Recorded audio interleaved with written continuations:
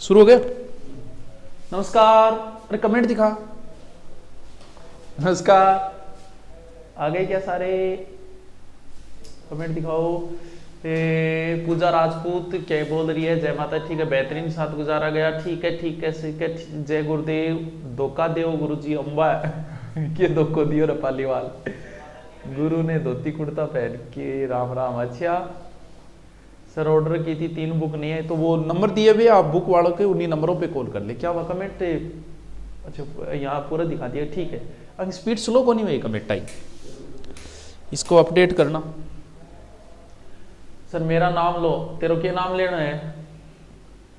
ठीक है। अच्छा अच्छा अच्छा। हाय राम राम, लव यू। ठीक है, सबको राम राम, नमस्कार, सत श्री अकाल, अस्सलाम वालेकुम और क्या क्या होता है वो सारा है। हाँ हाँ जी, 1 के हो गए? क्या हो गए तो पढ़ाना शुरू करें। चलो हो गए, फिर शुरू करते हैं। करें शुरू। क्या चल रहा था? हमारे निर्गुण संत चल रहे थे। ये क्या है? निर्गुण। यार ये कलर ले लिया तो ये ब्लैक क्यों आ रहा है? निर्गुण संत चल रहे थे। एक एक संतों को पढ़ते हुए हम चल रहे हैं। आगे का एक नया संत पढ़ते हैं। बातें तो 2-3 ही है लेकिन पढ़ लेते हैं। संत रेदास जी, जिन्हें आप रेदास भी बोल सकते हो, रविदास भी बोल सकते हो, एक ही बात है। कहते हैं कि इनका जन्म रविवार को हुआ था, इसलिए इनका नाम रविदास हो गया। और ध्यान रहे, अकबर का जन्म भी रविवार को हुआ था, महाराणा प्रताप का जन्म भी रविवार को हुआ था, गांधी जी का जन्म शनिवार को हुआ था। तो रविवार को जन्म होने के कारण इन्हें रविदास, इनके भक्त जो है वो इन्हें प्यार से सतगुरु बोलते हैं और जगत गुरु भी बोलते हैं। ठीक है गुरु जी। रेदास जी जो है, जैसे हमारे नहीं है का वीर शिरोमणि महाराणा प्रताप, महाराणा प्रताप ही राजस्थान के एकमात्र शासक है जो इनको चाहने वाले इनके नाम के आगे वीर शिरोमणि लगाते हैं। वैसे ही रविदास जी जो है, रविदास जी के जो भक्त है वो इन्हें रविदास जी के नाम के आगे संत शिरोमणि लगाते हैं। तो हम इन्हें संत शिरोमणि रविदास जी भी कह सकते हैं, संत शिरोमणि। तो रविदास जी का जो जन्म है वो भी कहां बताया जाता है? काशी बताया जाता है। इनके बारे में, वो तो निर्गुण संत वगैरह तो थे, ये वो तो बातें सारी आई गई। इनके बारे में भी बहुत सारे इनके चमत्कारों का भी जिक्र आता है रेदास जी के। रविदास रेदास जी एक ही बात है, मैं जो भी नाम बोलूं। तो रेदास जी जो है वो, इनके बारे में एक कहावत आपने सुनी होगी कि मन चंगा तो कठौती में गंगा। मन चंगा तो कठौती में गंगा। कहते हैं कि रेदास जी गंगा मैया के बहुत बड़े भक्त थे। कई किस्से आते, कहते हैं कि इन्होंने जब शादी की तब कुंकुपत्री भी भेजी और ये कह के और भेजा कि गंगा मैया खुद अपने हाथ से ले तो ही देना। मन चंगा तो कठौती में गंगा। कहते हैं कि रेदास जी जो है जूती वगैरह बनाया करते थे। पहले तो परिवार में साथ ही रहते थे माता पिता के, लेकिन जूती वगैरह बना देते थे, बांट देते थे, घर का काम नहीं चल रहा। तब माता पिता ने नाराज होके कहा कि भी देख तेरे कमा दूसरी जगह जा। तब कहती कि एक झोपड़ी बना के साइड में रहने लग गए थे। तो कहते हैं कि एक बार कोई गंगा जा रहे थे लोग, तो कह दिया कि रेदास जी आपा भी चला। जा रहे थे तो बुला लिया कि रेदास जी, इनके शिष्यों ने जिद किया कि चलो गुरुजी अपन भी चलते हैं गंगा। तब रेदास जी बोले कि देखो मुझे तो ये आज ही देनी है, आज ही एक जुत्ती का ऑर्डर आया है, आज ही देनी है ये, वरना तो फिर मेरा वचन भंग हो जाएगा। वचन भंग करना भी सही नहीं है, फिर मैं गंगा तो चला जाऊंगा पर मेरा ध्यान तो यही रहेगा ना। तब कहते हैं कि अगर मन सही हो तो कठौती में, कठौती बोलते हैं जो साधु संत वगैरह रखते थे ना, एक कमंडल टाइप का, एक जिसमें पानी वगैरह रखते थे, उसे बोलते थे। तो भी मन अगर सही है तो मन चंगा तो कठौती में गंगा। किसी गंगा के पास जाने की आवश्यकता भी नहीं है। तो मन चंगा कठौती गंगा। गंगा के बड़े भक्त बताए जाते हैं। कहते हैं कि इनके पिता की मृत्यु हुई। ऐसे किस्से आते हैं कि गंगा मैया पे वो अपन जो लास्ट में जो फूल वगैरह तिराने कहते हैं गए, तो अछूत कह के रेदास जी को फूल नहीं तिराने दिए। तब कहते हैं कि गंगा माता स्वयं और अपना रास्ता बदल के रैदास जी के पास आ गई थी। यानी गंगा माता कहते हैं कि थोड़ी सी उल्टी चलती है, तो रैदास जी के पास स्वयं आई थी, बड़े भक्त माने जाते हैं। तो मन चंगा तो कठौती दोग देवा गुरु जी, हाँ मुना दोग देवा दोग देवा, मन चंगा तो कठौती में गंगा। कहते हैं कि रैदास जी ने एक गीत लिखा था, बड़ा ही प्रसिद्ध हुआ, प्रभु जी तुम चंदन हम पानी, जाके अंग अंग बास समानी, प्रभु जी तुमसे कुछ ना छुपे, प्रभु जी हम हैं ज्ञानी। ये सेकंड ग्रेड में सीधा सीधा पूछा था हिंदी में, प्रभु जी तुम चंदन हम पानी किसने लिखा था? प्रभु जी तुम चंदन हम पानी, जाके अंग अंग बास समानी, प्रभु जी तुमसे कुछ ना छुपे। कौन सा गीत लिखा था? प्रभु जी तुम चंदन हम पानी। इनकी कुछ रचनाएं गुरु ग्रंथ साहिब में भी संकलित है और इनकी रचनाओं को पर्ची भी कहा जाता है। रैदास जी ऐसे संत है जिनके बहुत सारे राजा महाराजा और रानियां भी इनके शिष्य थे, शिष्या थी। जब रैदास जी की चर्चाएं हुई इधर उधर कि बहुत बड़े संत हैं, तब कहते हैं कि हमारे राजस्थान से सांगा की पुत्र वधु भोजराज की पत्नी मीरा भी इनके पास गई थी। मीरा का जिक्र हम सेपरेट अलग से करेंगे। जब मीरा इनसे मिलने गई तब मीरा ने कहा कि मेरा पथ प्रदर्शन करो। तब रैदास जी ने कहा आपके पथ प्रदर्शन की कहाँ जरूरत है, आपका पथ प्रदर्शन करने वाले तो स्वयं भगवान कृष्ण है। तो मीरा ने आग्रह किया कि मैं आपको गुरु मानती हूँ, आपसे इतनी सी गुजारिश है कि आप एक बार मेरे यहाँ भी आओ, चित्तौड़ आओ। तो रैदास जी ने उस समय वादा किया था कि मैं अपना शरीर छोड़ने से पहले एक बार आपके यहाँ जरूर आऊँगा, चित्तौड़ जरूर आऊँगा। तो रैदास जी जो अंतिम समय है वो यही राजस्थान में गुजरे थे उनके। तो रैदास जी आए थे यहाँ चित्तौड़ के अंदर, और रैदास जी की जो छतरी है वो भी कहाँ है? चित्तौड़ के अंदर है। तो रैदास जी जो है वो हमारे मीरा के क्या थे? गुरु थे। मीरा के कई गुरुओं का उल्लेख आता है, लेकिन मीरा के जो प्रसिद्ध गुरु है वो रैदास जी ही है। सर परीक्षा कब होगी? कौन सी परीक्षा? आशीर्वाद दे दो तथास्तु। बाड़मेर में आपका हर वीडियो सर जी मास के कह रहा हो, सो तो पांगी सलामी और रो तेरी। हाँ मेरा नाम ले लो, नाम के ले लें, कमेंट इतना जल्दी चल रहा है सर गरबा। चलो, बड़े महान संत थे, इनका जितना चर्चा करूं उतना ही कम है। बहुत सारे किस्से आते हैं, कहते हैं एक बार एक साधु आया, फिर कुछ कहते हैं मीरा से संबंधित ये किस्सा है। कहते हैं कि मीरा को लोगों ने कहा कि तेरा गुरु और झूंपड़ी में रहता है, तू राजघराने की बहू और तेरा गुरु झूंपड़ी में रहता है। कहते हैं कि मीरा एक बार एक छोटा सा हीरा चुरा के लेके गई थी और रैदास जी को दिया कि गुरु जी ये हीरा है, आप इसे बेच लो, कोई बढ़िया सा मकान वकान बना लो।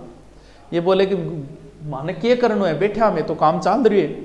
तब मीरा ने जिद किया, बोल नहीं रखना तो पड़ेगा। बोल ठीक है रख दे, कहीं अंदर झूंपड़े में रख दे गई। तब वो लट सा था उसके ऊपर मीरा ने रख दिया था वो हीरा। कुछ सालों बाद मीरा वापस आई, गुरुजी वापस वही झूंपड़ी में।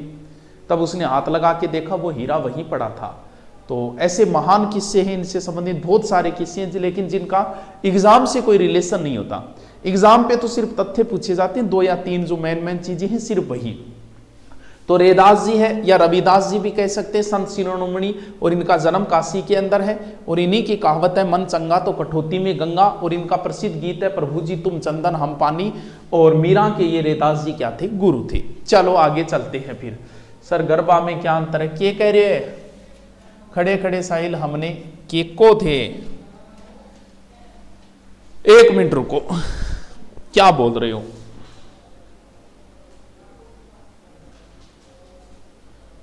एक से अधिक फार्म भरे तो क्या रद्द हो सकता है? अरे क्या को रद्द करवा तू? पटवार की परीक्षा भाई पुलिस से पहले हो सकती है, क्योंकि कहते हैं कि स्कूल वालों से वो मांगने शुरू कर दिए, डिटेल मांगना शुरू कर दिया, तो हो सकती है। मुझे लग रहा है कि पुलिस से पहले होगी, जहां तक मेरा विचार है। चले आगे।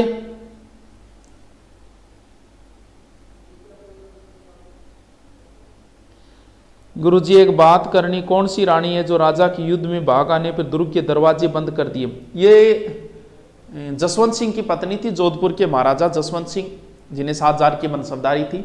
जोधपुर के महाराजा जसवंत सिंह की पत्नी थी, हाड़ी रानी जसमादे थे, उससे संबंधित कोई किस्सा आता है। चलो चले आगे। नेक्स्ट हम राजस्थान के संत पढ़ते हैं। राजस्थान के जसनाथ जी, जसनाथ जी देखो जसनाथ जी और जाम्बोजी दोनों अलग अलग है, कई बार गड़बड़ हो जाती है पढ़ते पढ़ते।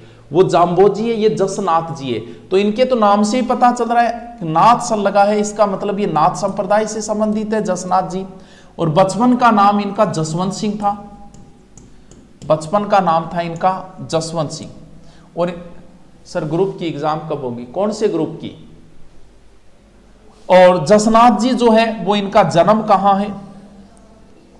इनका जन्म जो हुआ है वो 1482 देवठनी 11 को कतरियासर बीकानेर में, कतरियासर बीकानेर। जसनाथ जी जो है वो किस जाति से थे? ये जाट समाज से थे, जाट जाति से थे। इनके पिता का नाम तो हमीर था और माता का नाम रूपादे था। इन्हें जो ज्ञान की प्राप्ति हुई वो कहां पे हुई? वो बीकानेर का एक स्थान है गोरखमालिया। बीकानेर में 12 वर्ष तक कहते हैं कि यहां पर तपस्या की, फिर इन्हें ज्ञान की प्राप्ति हुई। जय भाई चारण, हाँ ठीक है भाई। हाँ जसनाथ जी दिमाग में सेट करो, जसनाथ जी। नाथ शब्द लगा है तो नाथ संप्रदाय से संबंधित है। जन्म इनका कहाँ है? जन्म इनका कतरियासर बीकानेर के अंदर है 1482 के अंदर। और ये जाट जाति से थे। माता पिता के नाम कई बार पूछ भी लेते, लेकिन रख लेना यार, टाइम पड़ा है अभी तो। हमीर और पिता हमीर और माता रूपादेव, और गोरखमालिया नामक स्थान पर इन्होंने तपस्या की। ठीक है, फिर इन्होंने एक समाज की स्थापना की जिसका नाम है जसनाथी संप्रदाय।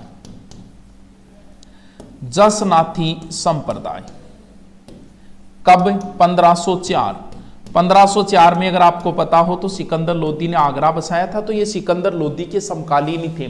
सिकंदर लोदी ने कहते हैं कि इनको कतरियासर में 500 बीघा जमीन दी थी। जसनाथी के कितने रूल है? 36 नियम है। आवाज ना लेकर, जसनाथ जी के कितने नियम है? 36। ये शिव का स्मरण करते हैं, निराकार शिव का स्मरण करते हैं और गले में काड़ी ऊन का धागा बांधते हैं। इनके जो ग्रंथ है वो अति महत्वपूर्ण है, सिंबुधड़ा और कोडा। और 1500 इसके 2 साल बाद ही 1506 में इन्होंने समाधि ले ली थी। सर आवाज तेज करो, आवाज कम है। अब क्या है यार, आवाज तो सही है, अब सही है क्या? सर कंप्यूटर की क्लास क्यों नहीं लग रही है आजकल? कहां नहीं लग रही है? ऐप के ऊपर, बिल्कुल ऐप के ऊपर 2 टीचर है, कंप्यूटर की चल रही है। हाँ देखो, जसनाथ जी मेरे साथ रिपीट करो, नाथ संप्रदाय से संबंधित है। जन्म कहां हुआ? कतरियासर। मूल नाम जसवंत सिंह। इसके बाद जसनाथ जी ने नाथ संप्रदाय की जसनाथी संप्रदाय की स्थापना की 1504 में। जसनाथ जी के 36 नियम है, जाम्बोजी के बिश्नोई 20+9 29 नियम है। इनके 36 नियम है, उनके 29 नियम है।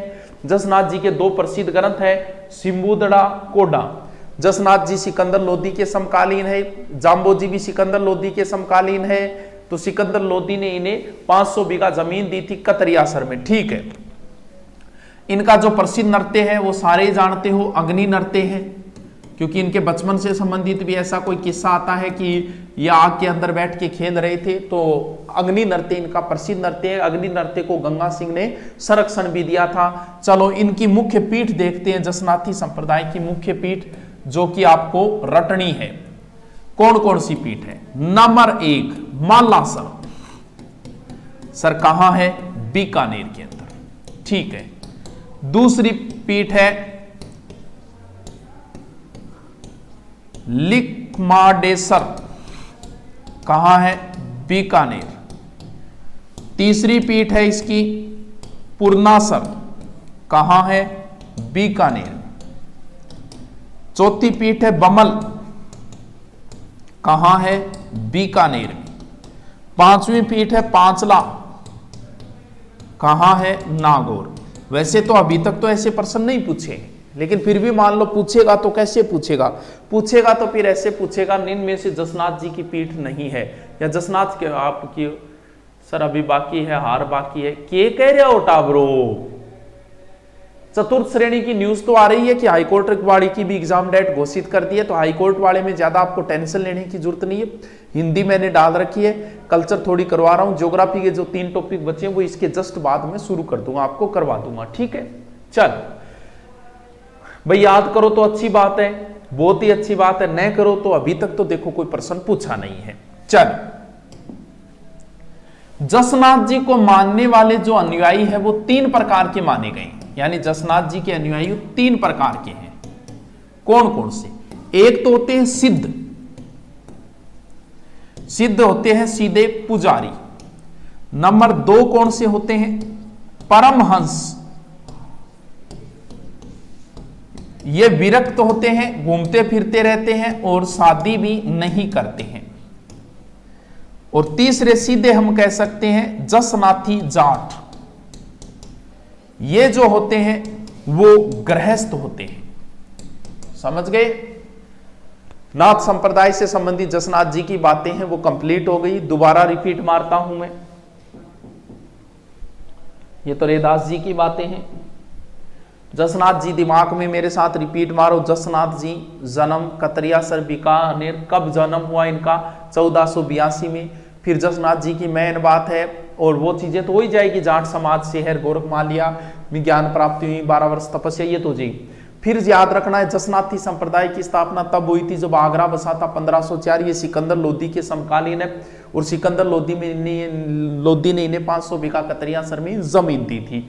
और काली धागा और सिंबुदरा, ये पूछा जा चुका है, उल्टा पूछेगा, ऐसे पूछेगा सिंबुदरा और कोडा संबंधित है, सिंबुदरा व कोडा संबंधित है। सर ट्रिक बताओ। निर्मल प्रजापत, ट्रिक शुरुआत में अच्छी लगती है, हर चीज की कोई ट्रिक नहीं होती, और ट्रिक से कभी भी सिलेक्शन नहीं होता है, क्योंकि हर चीज की तू ट्रिक नहीं बना सकता। कुछ चीजें होती हैं जिनका बना सकते हो, ट्रिक से कभी सिलेक्शन नहीं होता है। चलो करें शुरू। चल नेक्स्ट एक और पढ़ लें, टाइम पड़ा है अभी तो थोड़ा ही टाइम हुआ है। इजाजत दो एक और पढ़ लूं, पढ़ाऊं क्या एक और? सर हिंदी की तोपाई सलामी, ठीक है। अग्नि के पैर नहीं जलते हैं क्या? नहीं जलते तभी तो करते हैं अग्नि नरते। सिमुद्रा कड्डा कोडा, सर आपकी कौन सी किताब है? चेटक नाम से आती है किताब अपनी। आगे पढ़े एक और, ठीक है, सबकी इजाजत मिल गई है तो आगे पढ़े फिर।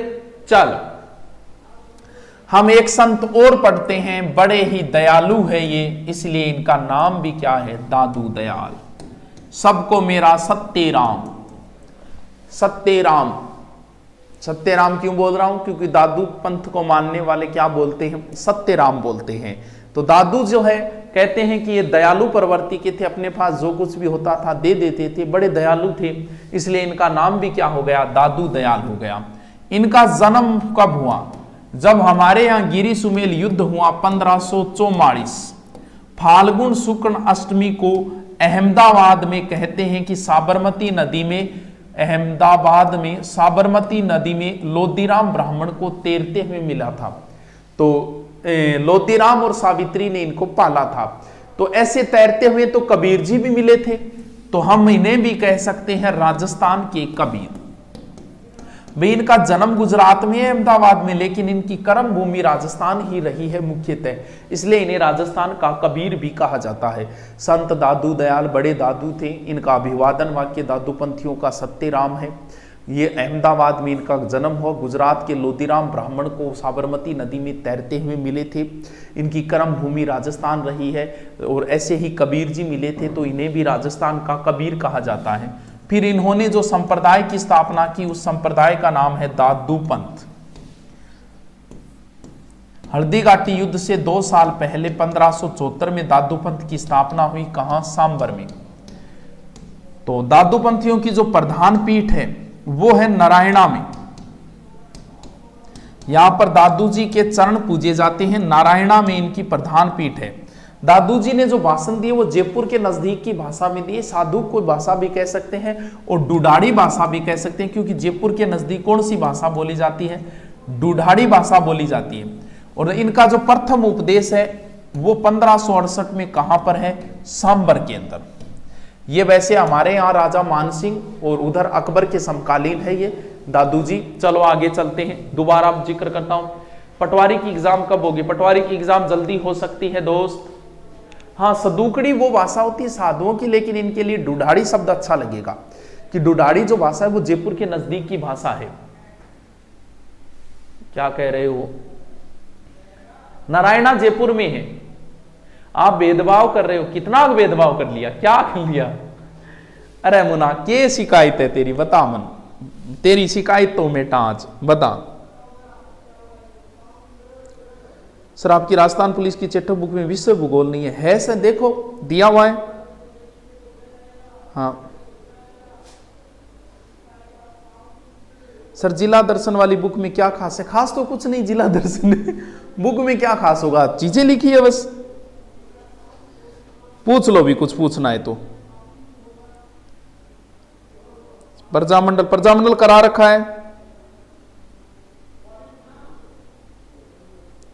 चलो सर, रूठी रानी के महल कहां का है? कई जगह है रूठी रानी के महल, लेकिन मेन जो मुख्य महल है वो अजमेर के अंदर ही है। चलो करो शुरू, कोई मेन बात तो है नहीं। 4 फरवरी को जिन्होंने बुक का ऑर्डर दिया नहीं पहुंची तो वो नंबर दिए उन पे कॉल कर लो, आपको बता देंगे कहां बुक पहुंची है। अगर क्योंकि कुछ लोगों ने बुक के ऑर्डर दे दिए लेकिन उनके गांव में ना तो कोई डाक पहुंचती है, ना कुछ और पहुंचती है, ना पोस्ट पहुंचता है, तो तब उनके पास बुक नहीं पहुंच पा रही है। चलो देखो, दादू जी के ग्रंथ, दादू जी के ग्रंथों को दादूवाणी है एक तो, दादूवाणी, और क्या है? दादूरा दुहा, दादूरा दुहा, और क्या है? हरडे वाणी, ये तो याद रखना ही रखना, हरडे वाणी, और क्या है? अंगबंधु, अंगबंधु। ये दादू जी की मुख्य ग्रंथ है, थोड़ा सा ध्यान रखना। अपने राजस्थान के मेगजीन दुर्ग की नींव कहते हैं कि दादू जी ने ही रखी थी। मेगजीन दुर्ग की मेगजीन अजमेर में है ना, मेगजीन दुर्ग की नींव दादू जी ने ही रखी थी। अकबर भी इनके गुणों को प्रभावित हुआ था, इनके प्रवचन सुने और दादू जी से उसने मुलाकात की थी 1585 में। कहां पर? फतेहपुर सीकरी। कहां पड़ती है फतेहपुर सीकरी? आगरा, यूपी के अंदर। दादू जी का जन्म तब हुआ जब हमारे यहां गिरी सुमेल युद्ध चल रहा था 1544। प्रथम उपदेश तब दिए जब चित्तौड़ का साका चल रहा था 1568। दादू पंथ की स्थापना हल्दी घाटी से 2 साल पहले 1574, और दादू जी के अकबर से मुलाकात चावंड राजधानी बनी तब 1585। तो संबंध, क्योंकि तारीखें याद करने का और कोई तरीका नहीं होता, कहीं ना कहीं रिलेशन सेट करना पड़ता है तारीखों का कि इससे 2 साल, इसके लमसम इस तरीके से। तो फतेहपुर सीकरी में इन्होंने मुलाकात की। दादू जी के टोटल 152 चेले थे। 100 तो एकांतवासी थे, लेकिन 52 जो थे प्रचार करने वाले, घूमने वाले थे, तो इन्हें 52 स्तंभ कहा जाता है। सर क्या होती है, क्या होती है? सर पटवारी की बुक बेस्ट है आपकी, thank you sir. JK mineral क्या है? क्या पटवारी की बुक? कमेंट क्यों नहीं देखते?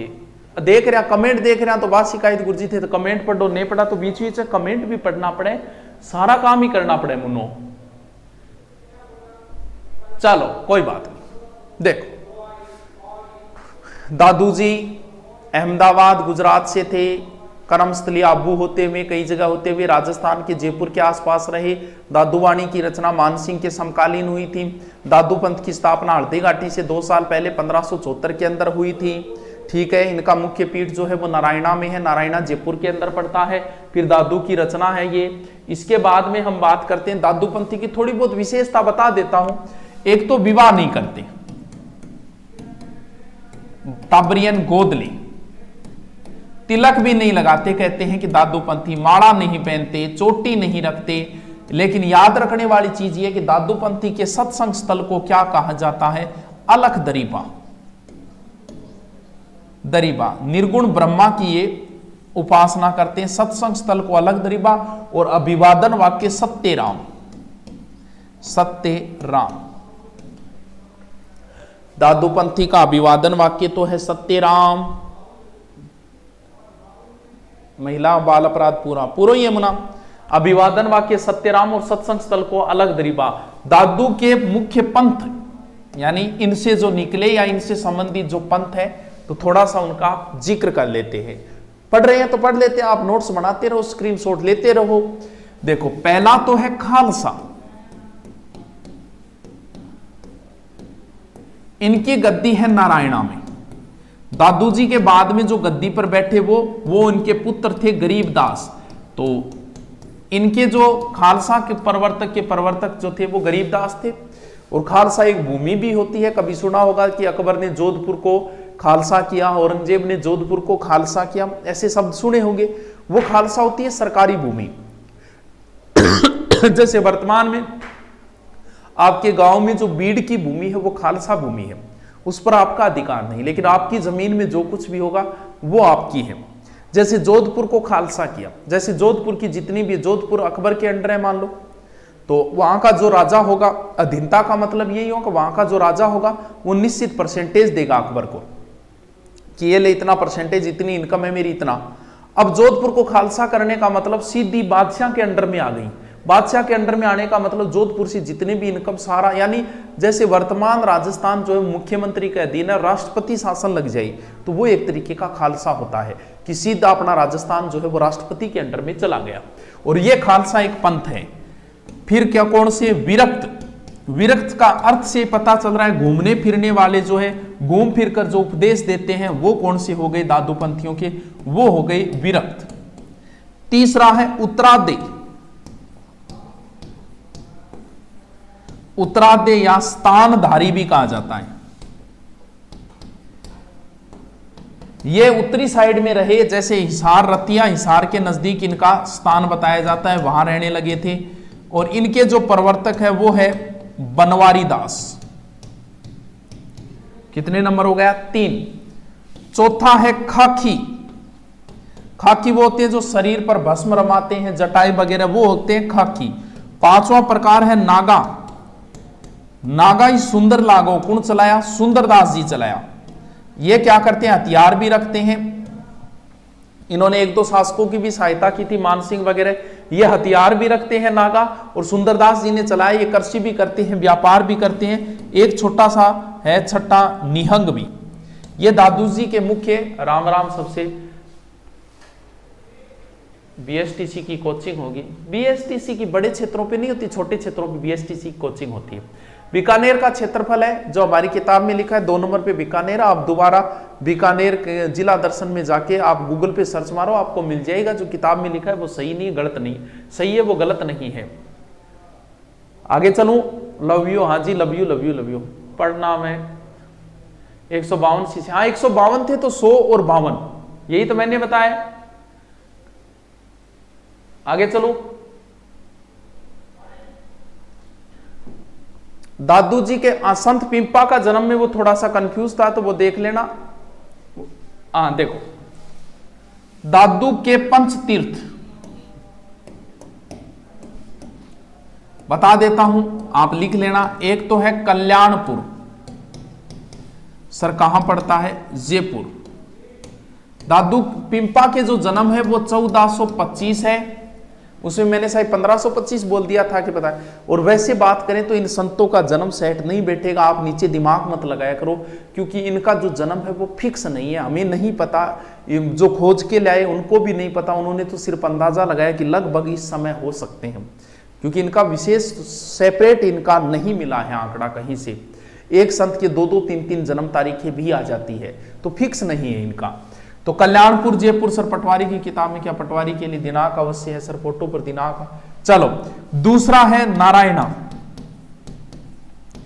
नारायणा कहां पड़ता है, जयपुर के अंदर। तीसरा है बराड़, बराना कहां पड़ता है, जयपुर। चौथो है सांबर, जयपुर। और 5वां है आमेर। याद रखो तो रख लेना, ये पंच तीर्थ माने जाते हैं दादू जी के। कल्याणपुर जयपुर, नारायणा जयपुर, बराड़ जयपुर, सांबर जयपुर और आमेर जयपुर। ठीक है, ओके। आगे बस 5-10 मिनट और पढ़ लेते हैं, दादू जी के कुछ शिष्यों का जिक्र कर लेते हैं।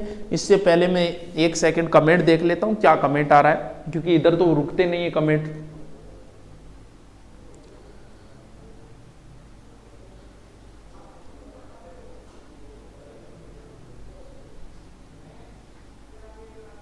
हाँ, दादूपंथी शव को जंगल में छोड़ के आते हैं, ये भी अंतिम शरीर का दान माना जाता है, ना जलाते हैं ना दफनाते हैं, बिल्कुल सही बात है। चलो आगे दादू जी के शिष्य, चलो चलो ओके, ये अपडेट नहीं हो रहा है, तब का 2.6 ही दिखा रहा है। दादू जी के शिष्य हैं कितने ही? चल, हाँ, अविवाहित रहते हैं, विवाह नहीं करते, सही है। देखो, पहला शिष्य है गरीबदास, ये तो दादू जी के पुत्र ही बताए जाते हैं। दादू के बाद गद्दी पर यही बैठे थे। इनकी जो रचना है वो है साखी पद, आध्यात्म बोध और अनबे प्रबोध। अगले जो शिष्य हैं वो आपको जिक्र आ चुका है उनका, सुंदरदास जी। सुंदरदास जी का जन्म है वो 1596 में दौसा में हुआ था। जाति से ये खंडेलवाल थे। सुंदरदास जी को राजस्थान का दूसरा शंकराचार्य कहा जाता है, इसको ध्यान रखना, दूसरा शंकराचार्य कहा जाता है। इन्होंने नागा पंथ चलाया, इसका मुख्य जो स्थान है वो दौसा के अंदर है। ये शिक्षित थे और ब्रज भाषा में सुंदरदास जी ने उपदेश दिए, और श्रृंगार के तो भयंकर विरोधी थे, श्रृंगार के घोर विरोधी थे सुंदरदास जी। सुंदरदास जी नागापंथ, ये पूछा जा चुका है, जेक मिडल क्या है, आया करो नहीं तो हाय लगेगी, के तू क्या आए दे तू। 1586 में किए सर जी, रीड लेवल सेकंड की कोचिंग करनी है। अरे के करेगा कोचिंग, हम के पढ़े बेटी का बाप। बर्मा जी का तीसरा मंदिर कहां है? छींच का बर्मा मंदिर है बांसवाड़ा में। चलो देखो, अगले तो इनके बड़े ही प्रसिद्ध चेले थे रज्जब जी। ये जाति से पठान थे, कहां के? सांगानेर के। बढ़िया ड्रेस व्रेस पहन के दूल्हा बन के चल पड़े, और बीच में दादू जी के प्रवचन चल रहे थे। सोचा चल तो रहे, आशीर्वाद भी ले लेते हैं गुरुजी से। गुरुजी से आशीर्वाद लेने के लिए गए, गुरुजी नाराज हो गए। रज्जब जी बोले, गुरुजी क्या बात है, नाराज किया हो रहे हो? तब गुरुजी ने कहा कि रज्जब ते किया गज्जब बांध लिया, सहरा पे मोर आया था, हरि भजन को कर लिया ठोर। ये इनकी लाइन है कि रज्जब ते किया गज्जब, क्या रज्जब जोरगी करी, रज्जब ते किया गज्जब बांध लिया, सहरा पे मोर, सिर पर तू मोर मुकुट दुलो बन रहे, आया था हरि भजन को कर लिया ठोर। के काम आयो, के काम करने लाग रहे? तो बोले मारा गुरुजी नाराज है तो ए लो, मैं तो ब्याह कराई को नहीं, एरा ड्रेस ही को नहीं उतारा। तो रज्जब जी ने विवाह नहीं किया और ताउम्र किसके भेष में रहे? दुल्ले के भेष में रहे। इन्होंने जो ग्रंथ लिखे वो थे रज्जब वाणी और सर्वंगी। रज्जब जी ने संसार को तो वेद कहा और सृष्टि को कुरान कहा। ये संसार वेद है और ये सृष्टि कुरान है। जब दादू जी की मृत्यु हुई तब कहते हैं कि रज्जब जी ने कहा कि अब तो इस दुनिया में देखने लायक कुछ बचा ही नहीं, हमारे गुरु नहीं रहे तो फिर बचा ही क्या है। कहते हैं कि इसके बाद में रज्जब जी ने अपनी आंखें बंद कर ली थी और कभी अपनी आंखें नहीं खोली।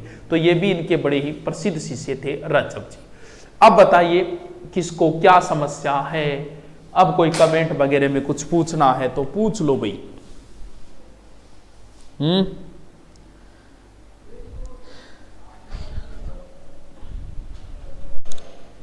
पूछना है कुछ? चलो मिलते हैं फिर जल्दी। Okay okay.